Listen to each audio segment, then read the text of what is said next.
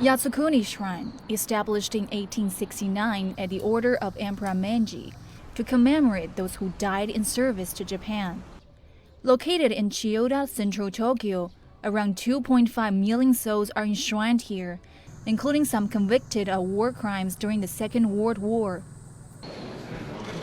In early December, about 100 Japanese lawmakers visited the shrine, including 9 junior ministers of Prime Minister Fumio Kishida's cabinet. The move sparked anger and criticism from neighboring China and South Korea, who called on Japan to face up to its history of colonial invasion and demonstrate its reflection through actions. The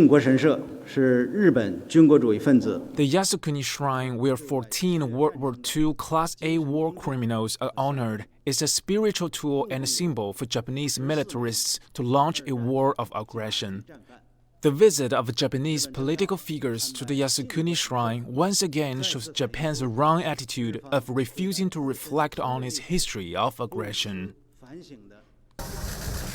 These controversial visits to the shrine by Japanese officials have been going on for years, fueling the anger of the Japanese public and neighboring countries. Former Prime Minister Shinzo Abe regularly sent ritual offerings via his aide during Yasukuni's spring and autumn festivals. And back in 2013, Abe made an in-person visit to the shrine during his tenure. The move triggered over 270 Japanese plaintiffs to file a lawsuit against him for fueling tensions with neighboring countries and violating the constitution. More than 360 later joined this legal battle against Abe, including those from Japan, China, and South Korea. Similar lawsuits had also been filed against past prime ministers. We see Yasukuni as a symbol to idealize and condemn war. Having the prime minister or lawmakers visit the shrine will send a message that we do not have remorse for the past wars. The Japanese government has often played down the nation's wartime atrocities, an attitude that has upset the victims of war and their relatives. One of the most controversial issues was the use of sex slaves. It's estimated that over 200,000 women, mostly in Asia, were forced into sexual slavery by Japanese soldiers during the World War II. But Japan has long denied such a practice.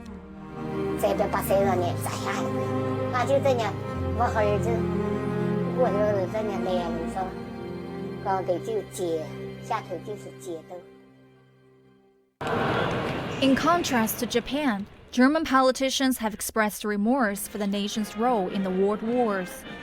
In a commemoration ceremony held by Warsaw in 2019, German President Frank-Walter Steinmeier apologized for the Nazis' 1939 invasion of Poland, marking the beginning of World War II, as well as Germany's advances in the rest of Europe.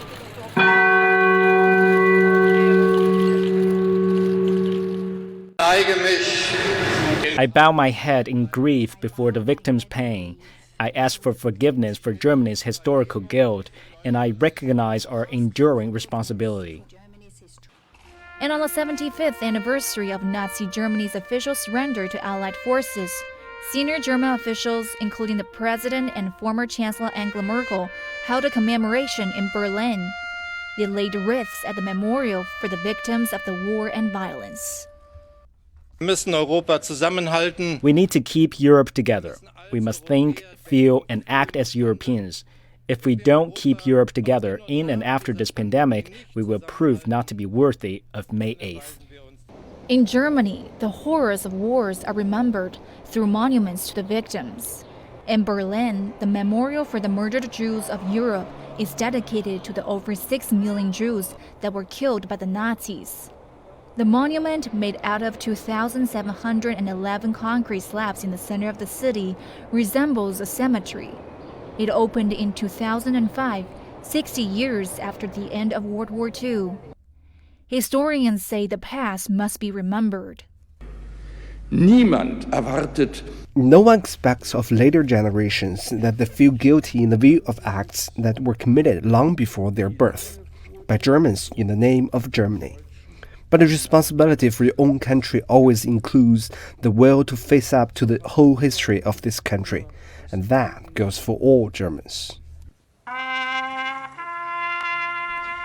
As Winkler says, if a country wants to look forward, perhaps it must always keep an eye on its past. 高一鸣 CGTN